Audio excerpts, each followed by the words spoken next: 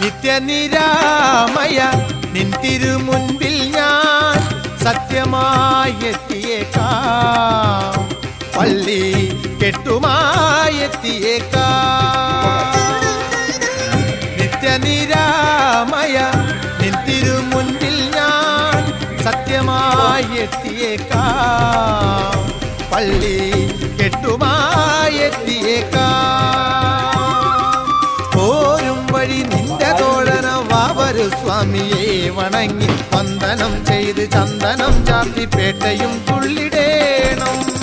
നിത്യനിരാമയ നിൻ തിരുമുൻപിൽ ഞാൻ സത്യമായി എത്തിയേക്കാം, പള്ളി കെട്ടുമായി എത്തിയേക്കാം.